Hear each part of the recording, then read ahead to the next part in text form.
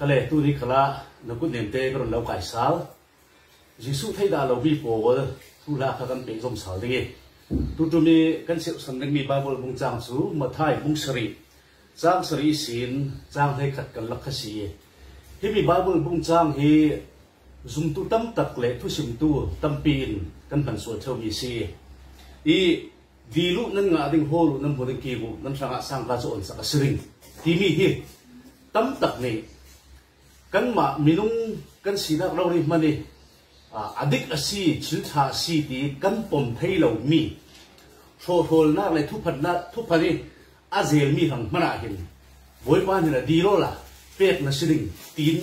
kan bang so ring mi bible bung cha si ai le in phang le lei ti sa hang le lei tun chil thanga hin ti bible bung chang he pa cheri thu te ma si tia tampi ni kan zumi tampi ni kan nun pi tampi ni kan out thau asinan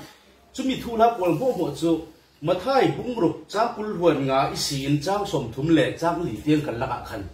don harin lau a fel nak le aram hol mai saula tia isin thu zo mi kisi le hira tu nia kan thai ding mi chu pa chen ya kan ti de chu dilu ate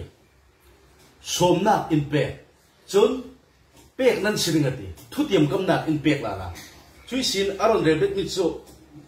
holu nan buringati e bible theologically in bible thu zo kan sim si le nang le kai hin pachien hi a hol na ta kan siam lo a hol tu dim hun ta kan chu ban da lo aba pachien hi in hol re ro tu le in ngai sak re ro tu hi arak si cham chin i chuna kan thailing mi chu ro hi bi bible bung chang hin leiti sa hang lam thu la nak manin kan tharau lam arel ti he el ding lo in afiam chu ro ga tu nia hera kan de arel bi chu ta thum na nun pe ben la la e nan fa le la ka apai ne na sanga dil ti ka ati apai lung tau pe ding mo si ti chui sin aron el bet la lai nga adil ti ka nga dil chingin rula pe ding mo si ti ati ta chin na nun pe ka na chu da avan fiang mi chu pachien hin kan tul big miang mau mi hi zera si ti hi athei thu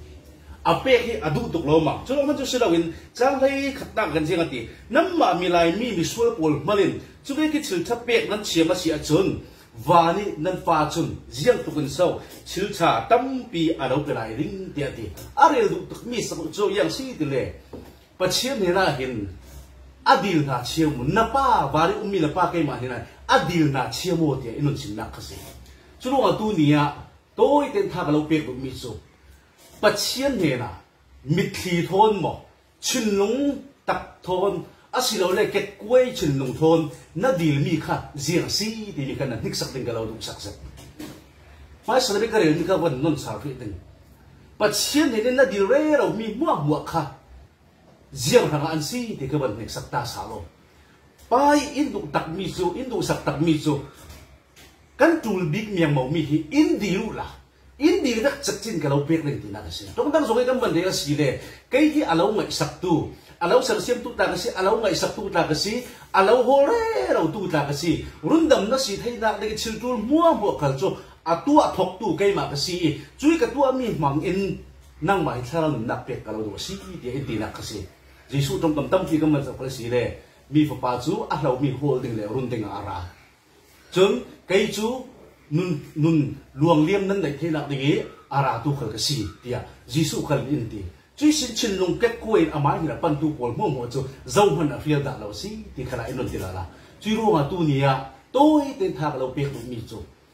pachiri fa pa jisu khri thai da lo mi chum amai pom thai lo mi fo hol na ge zel thu phan pra na ge zel mi le ama man adik asi ka hanga chul tha asi ti ati thai lo mi thangai adil re ro me se atul big mi din ha chiam da lo chu ro pa chiam pa jisu khri a thai mi nang le kai chung tu sun nia kan dil mi hi kan dik sak asi le o arak singai wal te kan fiang mai de chi ro tu nia pa chiam ne na tharau nun na khang dil son tha mo tia tha ka lo pe tu na pian thar nak ding na tharawi nun na nei thai nak ding thama hin boy pa hi adin na chiamo na nak tia na din mun chak chi khan na sol nak mo sa boy pa phar thu tara do la nani nga bazak khara si le ama pa chen hen lo pan ding dang zau man kan nei mon lo chi ro nga pa chen pek in du big mi tharau nun na he adil na kan chiami kan nga asile kan lei tun ti sa tho pe paro ke childang tu mi mua par khala pachiam rin san na kan chiam ding adil na kan chiam ding na tuan na kan chiam ding mi ki son churonga dilu nan nga ding ati sarau na kan dil payu pian tharna kan dil payu boy pa kan ni thleng so do kan ro ri rem thado ka zia za hi thleng thu nun na i pe go tia adil tu kan si thaina dinga pachian tholo so ram se tam pi lo ngoi